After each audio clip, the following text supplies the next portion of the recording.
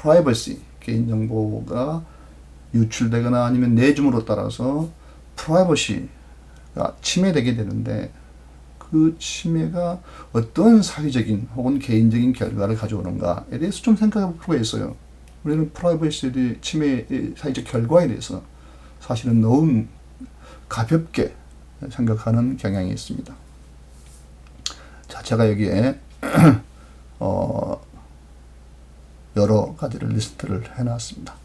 첫째는 그런 내밀한, 은밀한 영역이 사라짐에 따라서 우리의 개인적인 존엄성이 침해당하게 되겠죠. 개인적인 존엄성이라는 것은 그런 프라이빗한, 사적인 영역이 반드시 필요하죠. 그 다음에 그런 이제 그 프라이빗 침해는 또 우리의 자율성, 어떠한 자율성이 줄어드는 결과를 가져옵니다. 그것은 자율성에 기반하고 있는 자유와 민주주의가 위협되는 그러한 결과를 초래할 수 있죠. 또 개인정보가 오용되고 남용됨에 따라서 개인의 안전이, 시큐리티, 안전이 위협받을 수 있습니다. 강도를 당한다든가 납치를 당한다든가 혹은 사기를 당한다든가 이런 일들이 많이 일어나고 있죠. 그 다음에 철학자 미셸 푸코가 말했던 소위 panopticon effect, panopticon 효과가 나타날 수도 있습니다. panopticon 효과라는 것은 늘 항상 누군가에 의해서 감시당하고 있다는 그런 느낌, 그 느낌을 얘기합니다. 그 느낌은 사람의 행동을 위축되게 만들고 그다음에 사람을 소심하게 만들죠. 이것을 푸코는 감시의 panopticon 효과라고 얘기를 했습니다. 이렇게 해서 개인이 매우 소심해지고 행동이 위축되는 그런 결과를 가져올 수도 있고, 또 개인정보에 의해서 사람들은 아주 세세하게 분류가 될 수도 있습니다.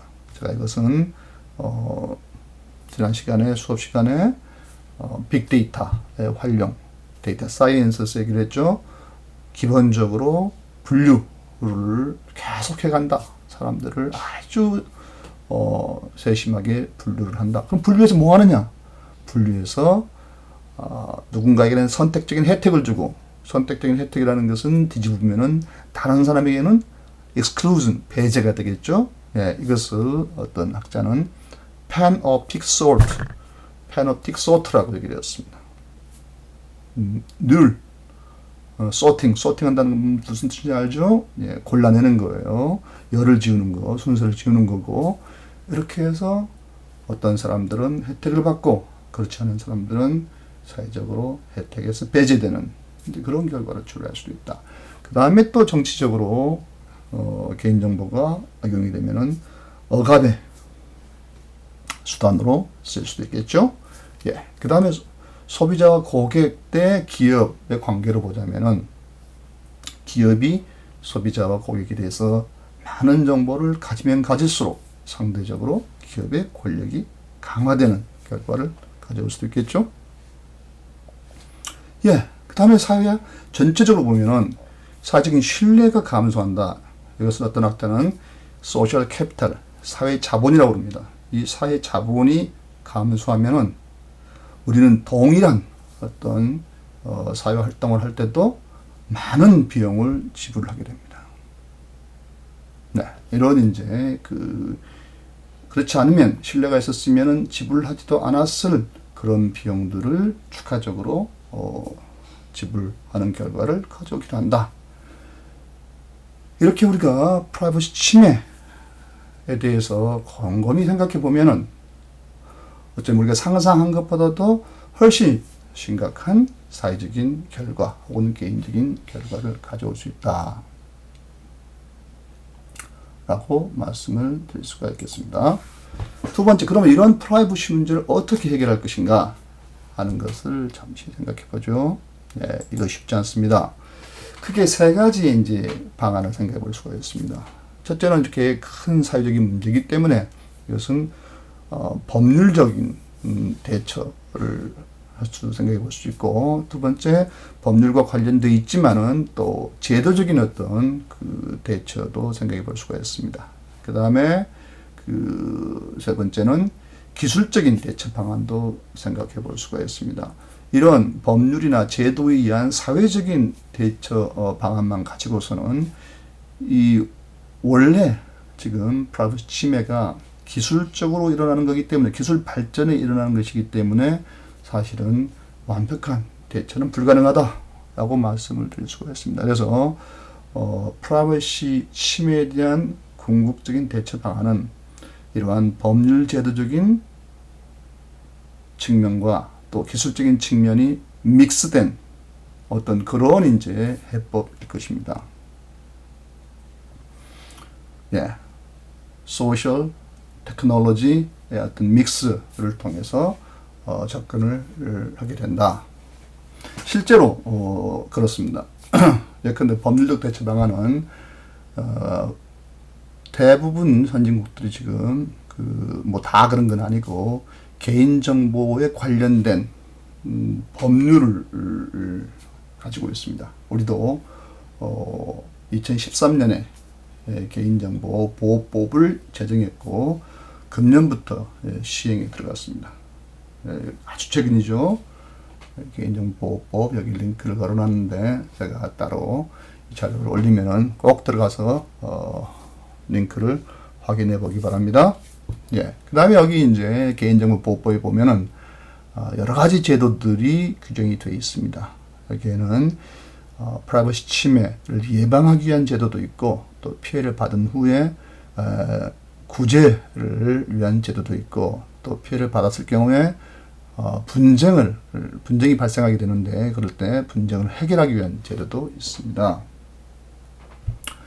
예, 피해 예방을 위한 제도에는 개인정보 보호 책임자 지정 제도라는 게 있습니다. 일정 규모 이상의 기업이나 기관은 반드시 법률에 의해서 개인정보 보호 책임자를 고용해서 하거나 아니면은 지정을 어떤 특정 직원을 개인정보 보호 책임자로 지정을 하게 되어 있습니다. 그 다음에 그 안전행정부는 개인정보 보호 지침을 준수할 것을 기업들이나 기관에게 권장할 수 있습니다. 그래서 개인정보 보호 지침을 운영한다. 이것들은 이제 프라이버시 침해로 인한 피해를 예방하기 위한 제도가 되겠죠. 예, 일단 피해 구제를 위한 제도는 가장 크게는 대통령 직속에 개인정보보호위원회를 두어서 정책을 만들고 또 특정 사안들에 관한 정부 부처 간의 갈등도 조정하고 하는 역할을 합니다. 자, 지금 개인정보 침해 분쟁조정위원회는 분쟁 해결을 위한 제도로 가야 되겠죠. 예, 미안합니다. 이렇게 해서 이런 것들이 다 개인정보보호법에 이제 규정이 되어 있습니다. 예. 그 다음에 이제 기술적인 대처 방안인데, 여기는 지금 이제 가장 많이 쓰이는 이제 방안이 여기다 쓰진 않았습니다만은 여러분들이 사용하고 있는 공인인증서 같은 암호 기술을 이용한 여러 가지 이제 기술들이 사용되고 있습니다. 즉, 본인이 아니고서는, 접근할 수 없도록 특정 데이터나 사이트에 접근할 수 없도록 접근 제어를 하는 겁니다. 그 접근 제어를 할 때 사용되는 것이 아이디 패스워드, 혹은 이제 공인 인증서, 특히 은행 같은 경우에나 혹은 큰 30만 원 이상의 상거래를 할 때는 공인 인증서를 사용하게 되죠. 예, 그런 것들도 이제 그 개인정보 침해로 인한 프라이버시 침해로 인한 피해를 막기 위한 그런 이제 기술적인 수단들이 되겠죠. 예. 예, 그런 것 말고 이제 그 최근에 이제 빅데이터에 관련해서 아랍에미레이트에서는 Secure Smart Card라는 것을 개발을 했습니다. 조금 이따 다시 보죠. 그 다음에 이제 또 요건 제가 몇 년 전에 우리 정부에게 제안한 건데 Privacy Management Agent 라는 겁니다. 이것은 일종의 사이버 로봇인데 우리가 한 사용자 개인이 인터넷 사용자 개인이 자기 정보가 누가 얼마만큼 이용하고 있는지 혹은 누가 그것을 남용하고 있는지 하는 것들을 개인이 파악하기는 불가능하다. 인터넷 사용자가 그것을 파악하는 것은 불가능하다. 그래서 사용자 대신에 24시간 사이버 로봇이 일종의 에이전트 역할을 해주는 거죠. 주인을 위해서 에이전트 역할을 하면서 계속 개인정보가 사용되는 것을 모니터링하는 거예요. 그런 이제 그것을 생각해 봤습니다. 이렇게 모니터링을 하고 다음에 만약에 개인정보를 특정 사이트나 누군가가 사용할 경우에는 경고도 보낼 수 있고 또 거기에서 만약에 사용 대가를 주게 되면은 뭐 쿠폰을 준다든가 아니면 현금을 준다든가 하는 경우에는 그것을 모아서 자기 주인 사용자에게 정기적으로 보고를 한다든가 하는 역할을 하는 이제 그게 필요하겠다 하는 생각을 했습니다. 왜냐하면은 아무리 법률적으로 개인정보를 지킬 수 있도록 보장해주고 또 프라이버시 침해가 안 받도록 보장을 해준다 하더라도 현실적으로 개인이 그것을 적절히 관리한다는 것은 지금과 같은 기술 기반에서는 저는 불가능하다, 실효성이 없다 이렇게 보기 때문입니다. 즉 사회적인 장치만 가지고서는 도저히 지금과 같이 일상적으로 일어나는 개인정보나 혹은 프라이버시 침해를 문제에 대해서 적절히 대처할 수 없다. 그래서 반드시 기술적인 대처가 필요한데 그 중에 하나가 이런 사이버 로봇을 통한 것이다. 이런 생각을 한 것이죠. 실제로 그걸 정부의 산하기관에서 이 프라이버시 매니지먼트 에이전트 시스템을 개발을 했고 그 뒤 이제 제가 몇 년 전까지 확인을 했는데 그 다음에 이게 어떻게 실제로 사용되고 있는지는 그 뒤로 업데이트를 안 했습니다. 하지만은 이런 어떤 아이디어를 생각해 볼 수가 있겠죠.